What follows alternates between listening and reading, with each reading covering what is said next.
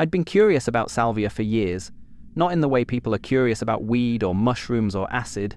Those seem fun, recreational, enlightening even. Salvia had this reputation that was different. Darker. Every trip report I read described it as profoundly uncomfortable, disorienting, reality-shattering. People said it wasn't fun. They said you didn't want to do it again. But they also said it showed you something, took you somewhere that felt more real than real life. That's what intrigued me. I'm 32, I work in IT, have a decent apartment, a handful of close friends. My life isn't bad, but it's not particularly exciting either. I've done mushrooms a few times, LSD once, and they were interesting but manageable. I felt like I could handle intense experiences. I thought I knew what I was getting into with salvia. I was wrong. I asked two of my friends, Marcus and Jordan, to trip sit me. We'd known each other since college, had been through a lot together. I trusted them completely. Marcus had done salvia before, years ago, and he warned me it was going to be weird. He said the key was to just let go, not fight it, and remember that it only lasted about 10 minutes. 10 minutes, he said. You can handle anything for 10 minutes. We set it up at my apartment on a Saturday afternoon. I cleared my living room, moved the coffee table out of the way, put cushions on the floor. I sat on my couch with Marcus on my left and Jordan on my right. They were both sober, alert, ready to make sure I didn't hurt myself or do anything stupid.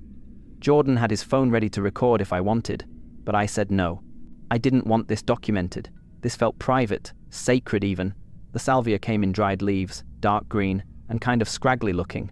I'd bought it legally online, some concentrated extract that was supposed to be strong.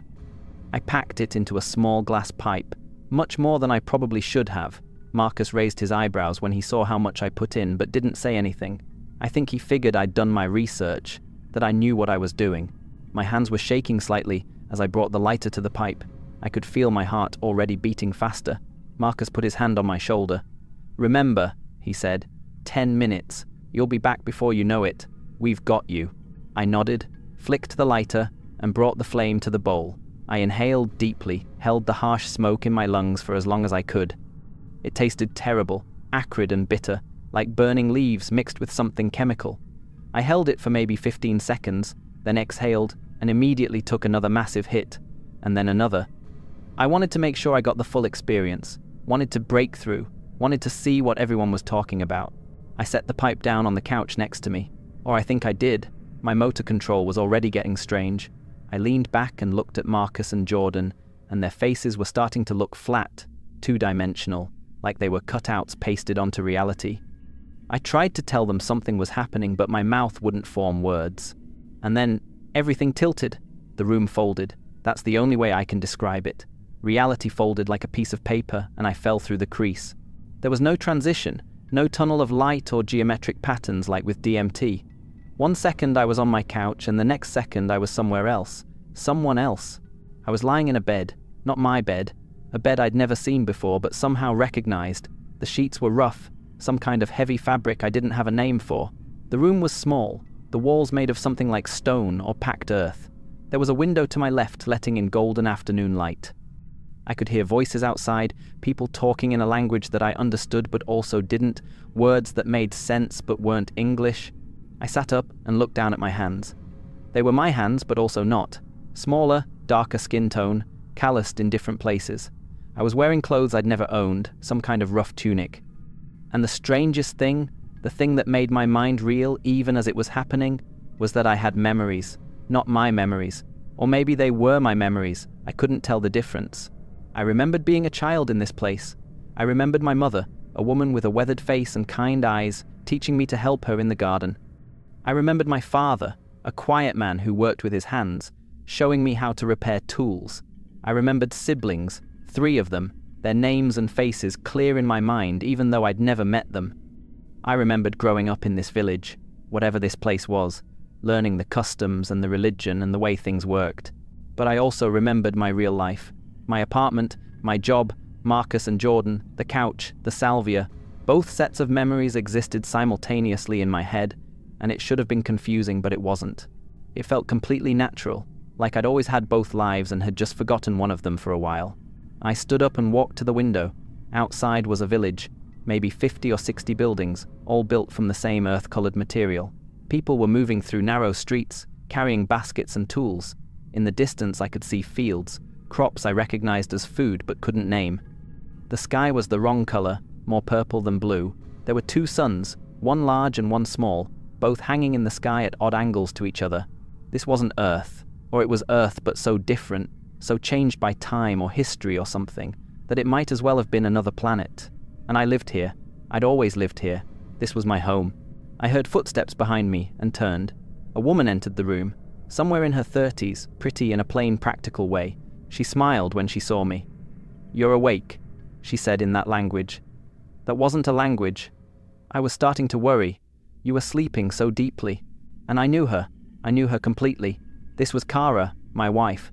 We'd been married for 6 years. We had 2 children, a boy and a girl. I loved her. The feeling was there, real and solid, not imagined or suggested, but actually felt. I walked over and kissed her forehead, and she laughed and swatted me away. "The children are asking for you," she said. "They want you to take them to the river before dark." The children? Damn it, I could see their faces. Jorin, 8 years old, curious and energetic. Mila, 5, quiet and thoughtful. They were mine. I'd watched them being born, had held them as infants, had taught them to walk and talk. The memories were there, vivid and detailed, as real as any memory I had from my other life. I followed Kara out of the bedroom and into the main living space. It was simple, functional, a table, a few chairs, shelves with dishes and food. The children were playing on the floor with carved wooden toys. When they saw me, they jumped up and ran over, grabbing my legs, shouting that I'd promised to take them to the river, that I couldn't break a promise. I laughed. The sound came out naturally, automatically.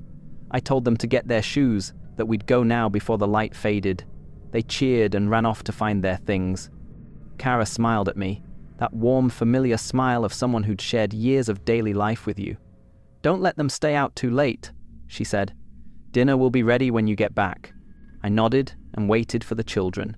And as I stood there, in that house, in that village, under that purple sky with 2 suns, I had a moment of clarity. A brief flash where I remembered the couch, remembered Marcus and Jordan, remembered that this was supposed to be a drug trip that lasted 10 minutes. But then Jorin and Mila came running back and grabbed my hands and pulled me toward the door, and the memory faded. This was real. This was my life. Whatever that other thing was, that strange dream of a place called Earth and a substance called Salvia, it didn't matter. This was real. We walked through the village toward the river. People greeted me by name, asked about my family, made small talk about the weather and the crops. I responded automatically, naturally, like I'd done this 1,000 times before. Because I had. I'd lived in this village my entire life. The river was beautiful in the fading double sunset. The water reflected the purple and orange light, made everything look painted. The children played in the shallows while I sat on the bank and watched them. And I was happy, genuinely, simply happy. This was a good life. A simple life maybe, without technology or modern conveniences, but it was mine and I loved it. The years passed the way years do.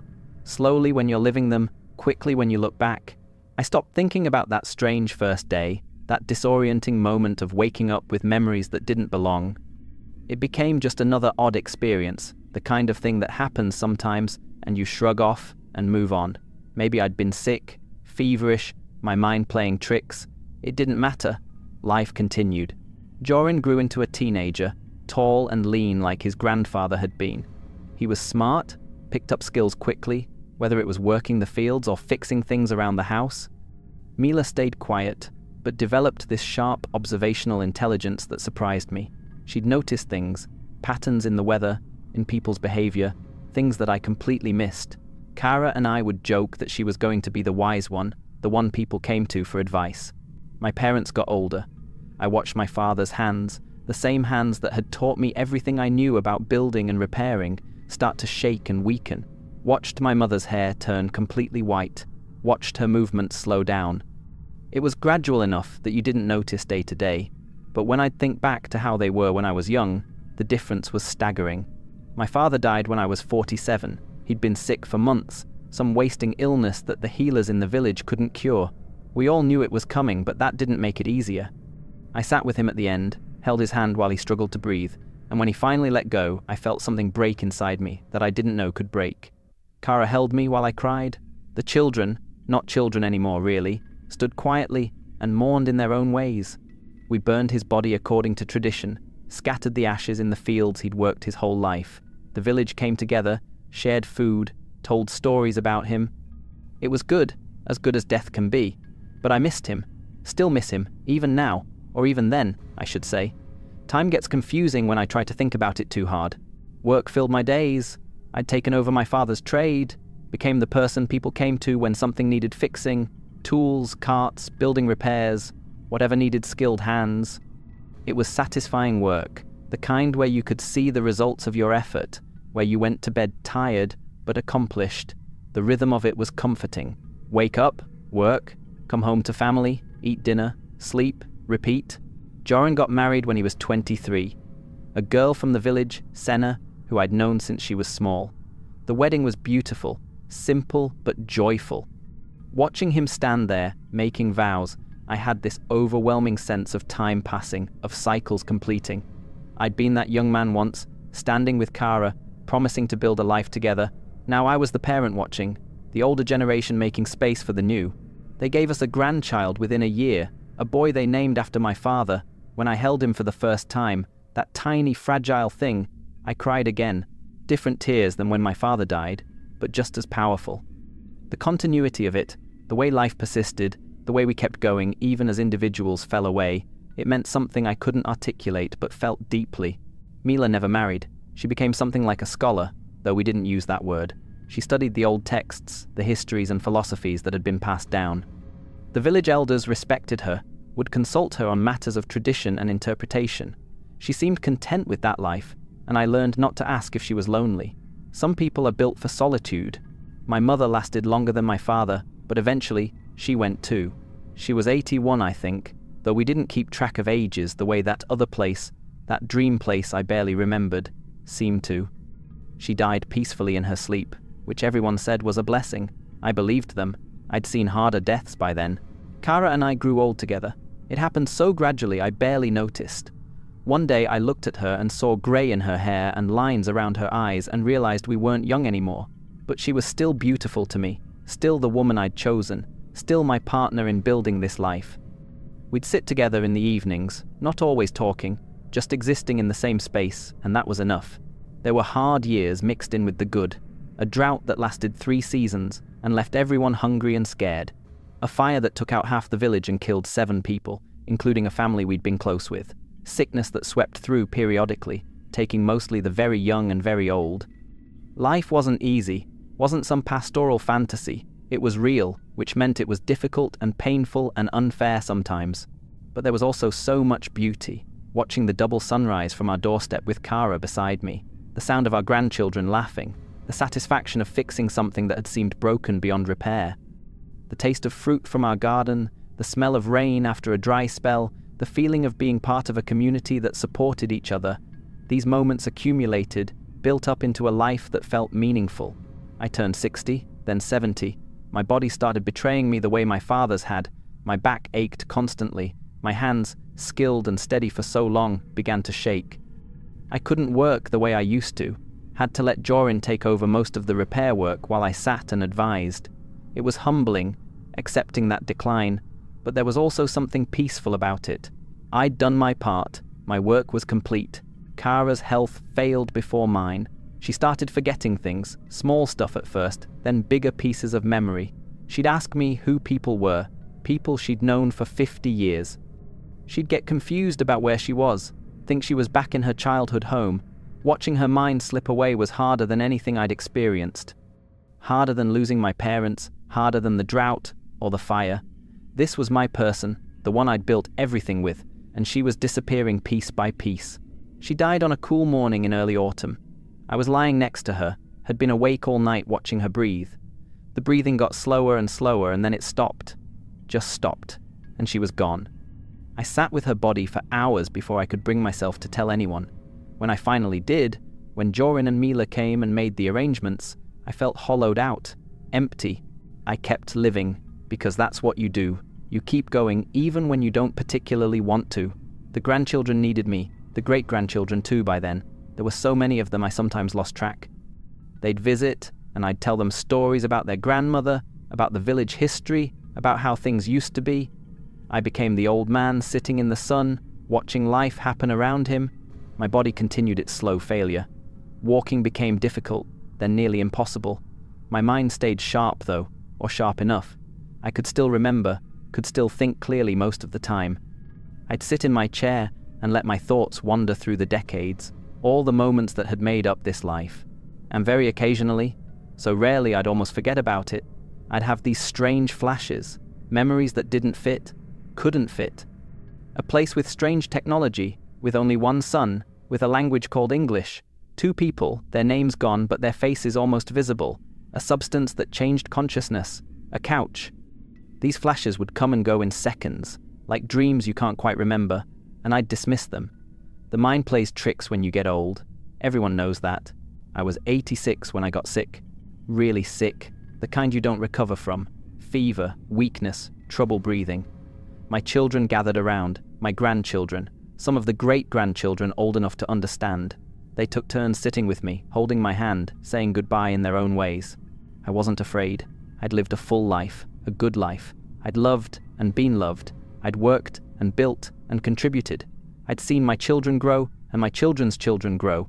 What more could a person ask for? Death felt like a natural ending, the completion of a story. The fever got worse. I started drifting in and out of consciousness. The room would fade and I'd be somewhere else, some dream place. Then I'd surface again and see my family's worried faces.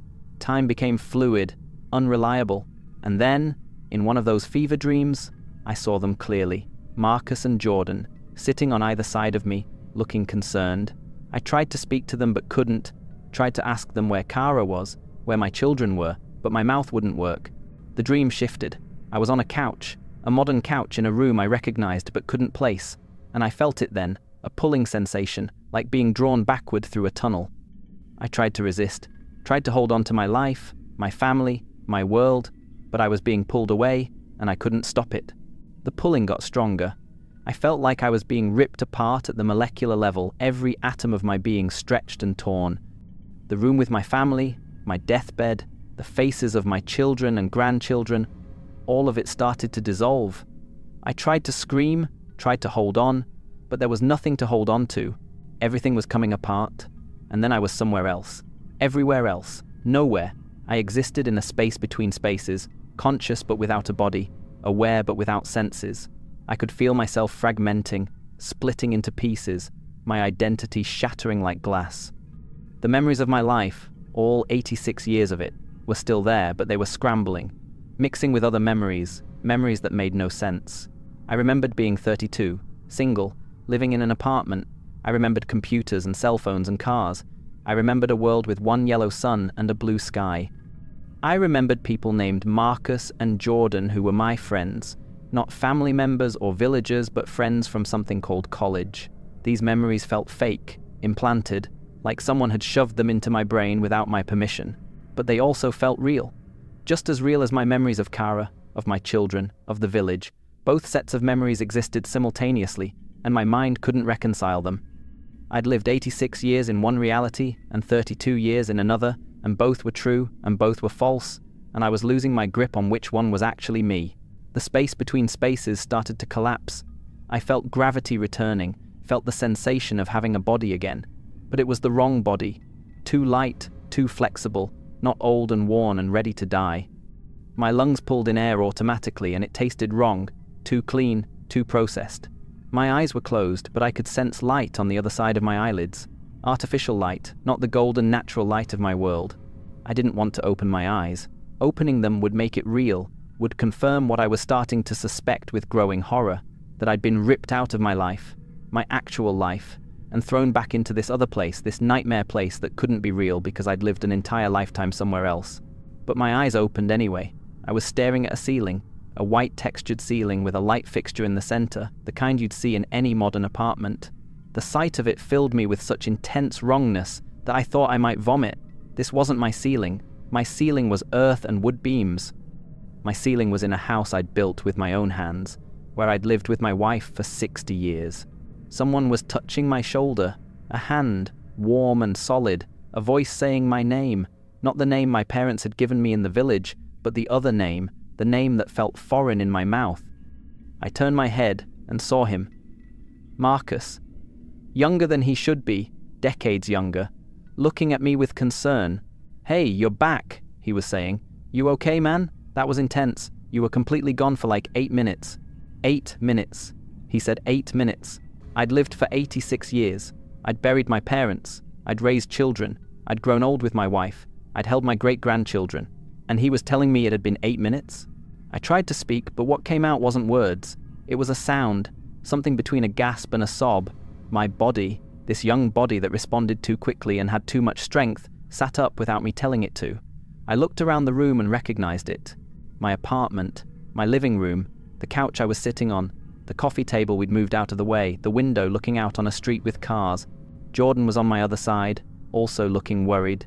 "Dude, are you all right? Do you need water?" Water. The word made sense, but also didn't. In my language, the real language, water was something else, sounded different, but I understood him. Could speak this English language even though I'd never learned it in my real life. Because I had learned it. Because this was also my real life. Both were real, both were happening.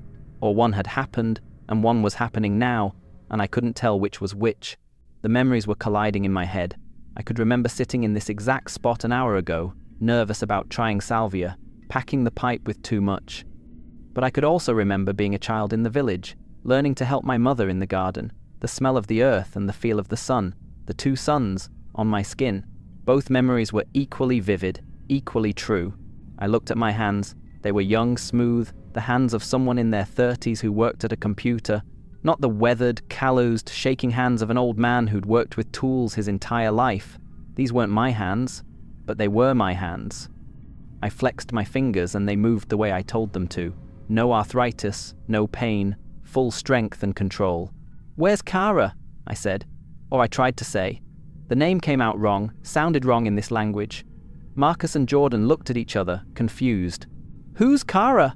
Marcus asked gently, like he was talking to someone who might be fragile. "Man, you're still tripping a little. Just breathe. You're in your apartment. It's Saturday. You're safe." "Who's Kara?" He was asking who Kara was. My wife, my partner for 6 decades, the mother of my children, the woman I'd just watched die, or no, the woman I'd died next to, or I was dying next to, or I was supposed to be dying but instead I was here. She wasn't here. She'd never been here. She didn't exist in this place. The realization hit me like a physical blow. Kara wasn't real, or she was real but not in this reality. My children, Jorin and Mila, they weren't real here. My grandchildren, all of them, the ones I'd held as babies and watched grow up, they didn't exist. My parents, who I'd mourned and missed, they'd never been born in this world. My entire life, everything that mattered, everyone I loved, it was all gone. I started crying, not gentle tears, but full body sobs that shook me. My hands went to my face, and it was the wrong face, too young, not worn by decades of sun and wind. I was in the wrong body in the wrong world, and everyone I loved was gone, erased, might as well have never existed. Marcus put his arm around me. "Hey, it's okay, you're okay. It's just the salvia. It'll pass. Whatever you saw, it wasn't real. But it was real. It was more real than this. I'd lived there. I'd had a whole life there. How could 86 years be less real than 32 years? How could a lifetime of memories, of experiences, of love and loss and growth, how could all of that be dismissed as just a drug trip that lasted 8 minutes? I couldn't explain it to them, couldn't find the words. How do you tell someone that you just lost your entire family, your entire world, when they'd been sitting next to you the whole time, watching you stare at the ceiling? How do you mourn people who never existed in this reality? Jordan got up and came back with water. I took it automatically, drank it, the taste strange and chemical compared to the water from the river where I'd taken my children.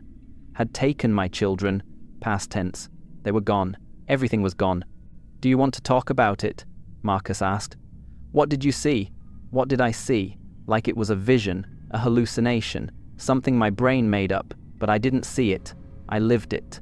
There's a difference. You don't see your life, you live it." And I'd lived one, and now I was back in another, and the discontinuity was tearing me apart. I tried to answer him, tried to describe the village, the family, the years of simple work and complex relationships, but as I talked, the memories were already starting to fade. Not disappear, but lose their sharp edges, become dreamlike.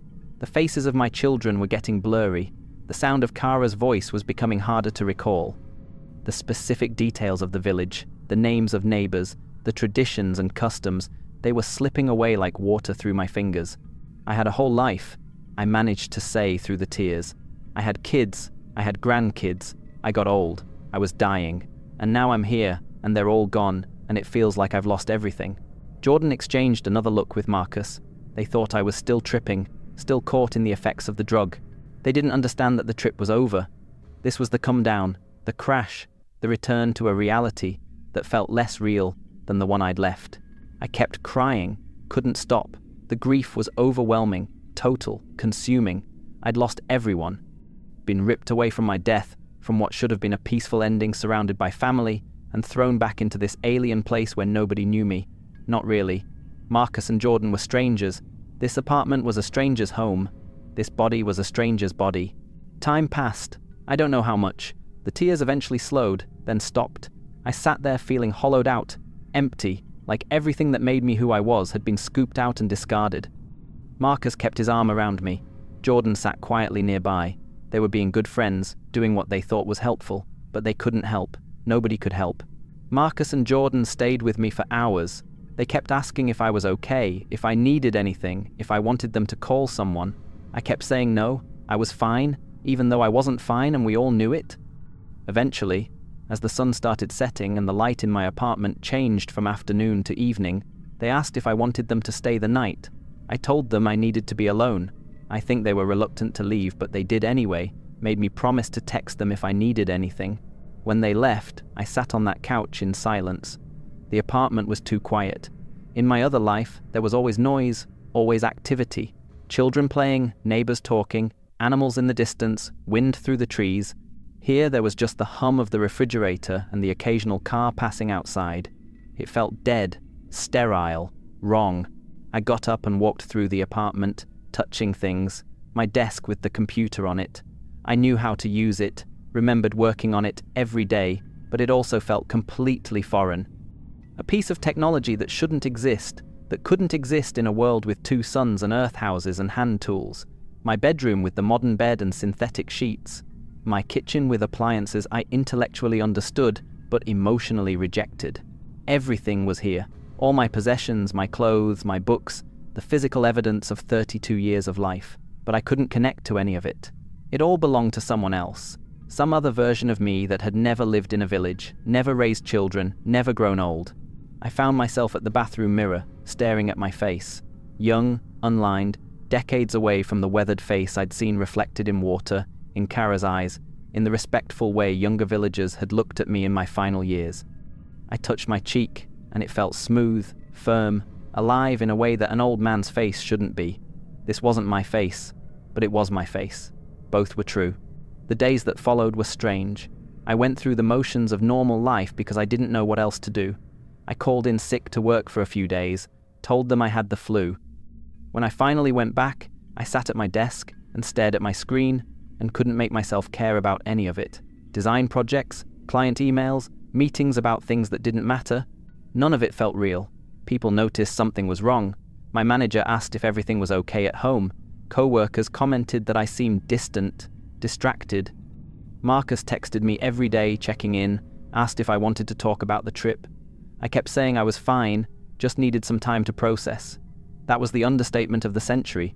The memories of my other life started to fade faster. Within a week, I couldn't clearly picture Kara's face anymore. I remembered that I'd loved her, remembered the feeling of 60 years together, but the specific details were dissolving. My children's names stayed with me, Jorin and Mila, but their personalities, their quirks, the sound of their voices, that was slipping away. It felt like losing them all over again, like watching them die a second time. I'd wake up in the middle of the night trying to hold on to memories, forcing myself to remember specific moments. The day Jorin was born, Mila's wedding that never happened, my father teaching me to fix a broken cart, my mother's hands in the garden. But the harder I tried to hold on, the faster they faded, until I was left with just the shape of memories, the knowledge that I'd had them without being able to actually recall them. I thought about doing Salvia again. The pipe was still in my drawer, the leaves still there. Maybe I could go back. Maybe if I took enough, if I broke through completely, I could return to that life, to that world, die properly, surrounded by family instead of ripped away and thrown into this wrong place. But I was also terrified. What if I went somewhere else entirely?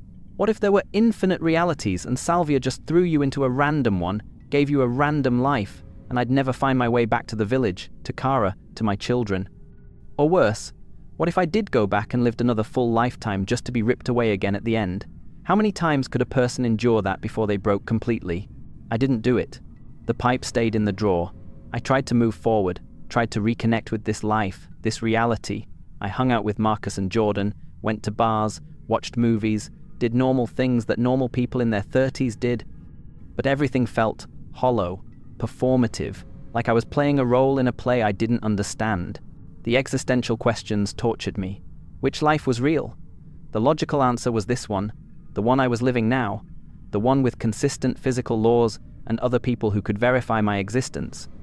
The other life was a hallucination, a drug-induced fantasy that my brain had created. 8 minutes of brain activity that felt like 86 years because time perception was distorted. But it didn't feel like a hallucination. It felt like a memory, real memory, with all the weight and detail and emotional significance of actual lived experience. I could remember the texture of Kara's hand in mine, with the same clarity I could remember my mother's voice from childhood in this life.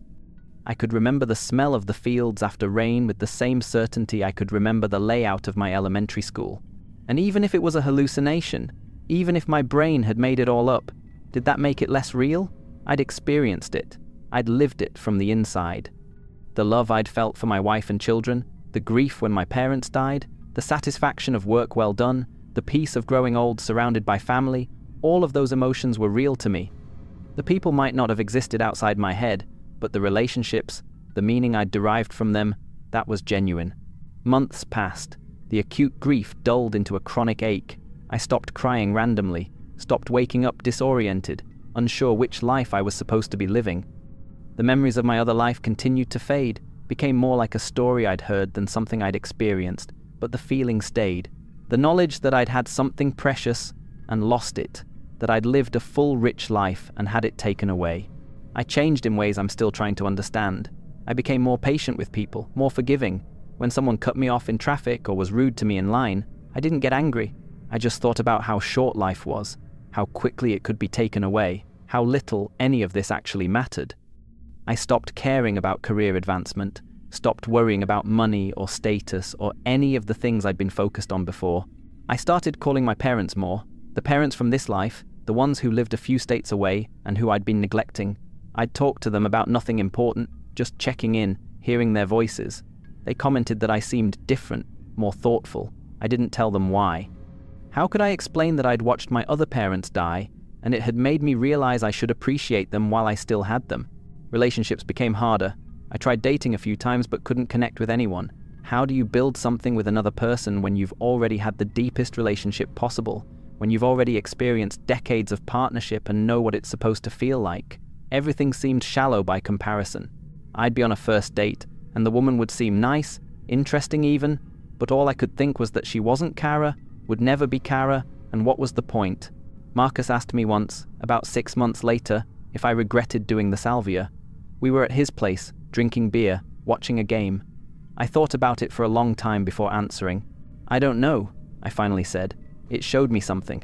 Let me experience something that most people never get to experience. But it also took something from me that I can never get back. What did it take? He asked. The ability to believe this is all there is, I said. The certainty that this life, this reality, is the only one that matters. He didn't really understand.